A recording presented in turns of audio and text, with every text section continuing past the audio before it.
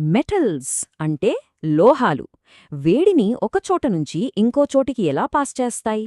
ఈరోజు మనం ఈ ఇంట్రెస్టింగ్ విషయం గురించే తెలుసుకోబోతున్నాం.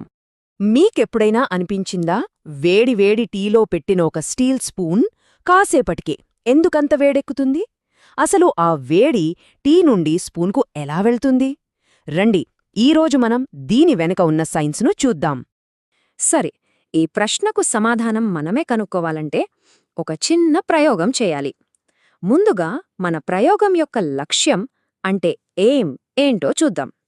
మన ఎయిమ్ ఏంటంటే to demonstrate the thermal conductivity of metals, అంటే లోహాల ఉష్ణవాహకత్వాన్ని చూపించడం.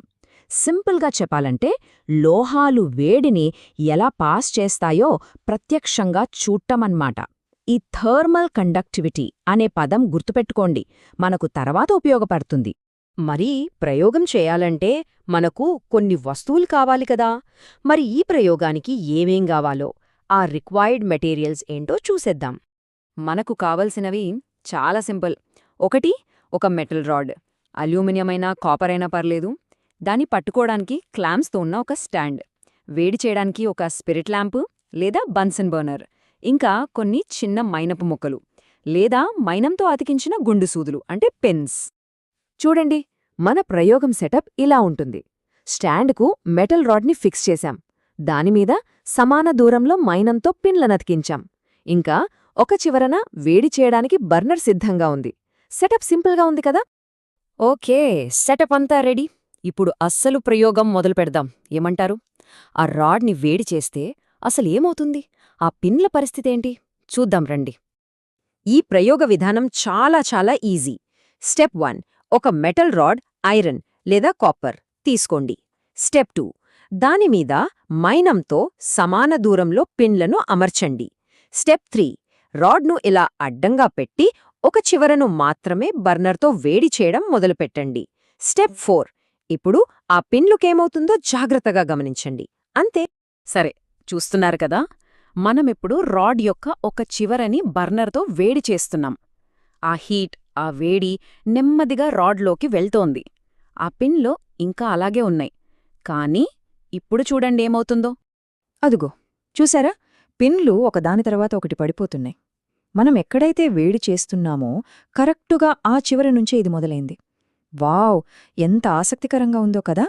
సో మనమేం గమనించాం? పిన్లొక్కొక్కటిగా వేడి చేస్తున్న చివరి నుండి పడిపోవటం మొదలుపెట్టాయి.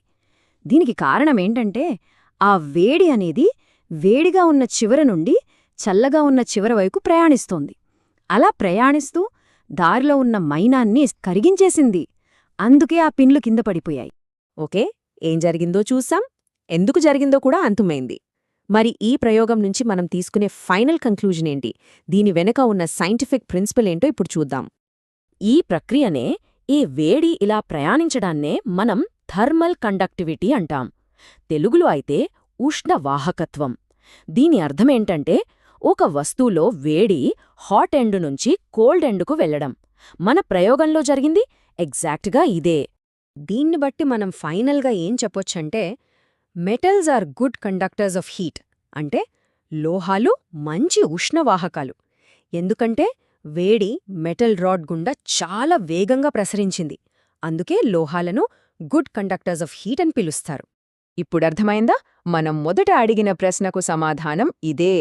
మన టీలో ఉన్న స్పూన్ వేడెక్కడానికి కారణం ఇదే, ఆ థర్మల్ కండక్టివిటీనే. స్పూన్ కూడా ఒక మెటలే కదా, సో టీలో ఉన్న వేడంతా ఆ స్పూన్లోకి ట్రాన్స్ఫర్ అవుతుంది. ఇట్స్ సైన్స్ ఇన్ యాక్షన్, మన టీ కప్లోనే.